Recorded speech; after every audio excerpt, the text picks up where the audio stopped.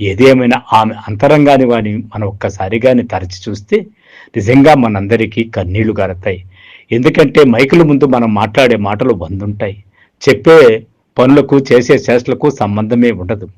కానీ ప్రతి ఒక్క రాజకీయ నాయకుడు ఎన్ని చేస్తా ఉన్నప్పటికీ, ఎన్ని జీవితాలను చూసినప్పటికీ, ఎక్కడో ఒక చోట పొరపాటు పడుతూ ఉంటారు. స్వార్థంగా ప్రవర్తిస్తూ కూడా ఉంటారు.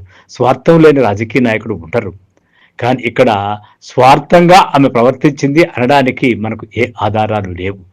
ఏదో 1, 2 మీడియాలకు సంబంధించి సొంత ఆస్తి కలిగి ఆమె ఏదో సంపాదించిందని లేనిపోని ఆరోపణలు చేశారు తప్ప, నిజంగా ఆమె ఒక మాతృమూర్తి, నిజంగా ఆమె ఒక భర్తకు భార్య. అంతకు మించి రాజకీయం గురించి కూడా ఆమెకేమీ తెలియదు. పరిస్థితులే ఆమెని రాజకీయం వైపు మళ్ళించాయి. ఇంతకు ఆ మహిళ ఎవరు? ఆమె రాజకీయం ఏమిటి? ఆ మనస్తత్వం ఏమిటి తెలుసుకోవాలంటే నిజంగా ఆమె రాసిన ఉత్తరాన్ని మనం చదివితే తప్ప మనకు అర్థం కాదు. ఎవరి అభిప్రాయాలు ఎలా ఉన్నా, ఎంతమంది ఆమె మీద దుమ్మెత్తి పేసినా, ఎంతమంది దుర్మార్గంగా దాడి చేసినా, ఆమె మనసులో ఉన్నటువంటి భావాల్ని మనం ఆ ఉత్తరం ద్వారా తెలుసుకోవడం కనీస ధర్మం కదా.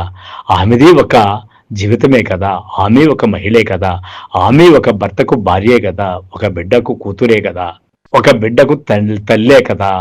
అలాంటి మహిళ గురించి, ఆమె ఆత్మ ఘోష గురించి మనం పట్టించుకోకుండా ఆమె మీద రాళ్ళేస్తూనే గత 40 ఏండ్లుగా మనము చలామణి చేసుకుంటున్నామే.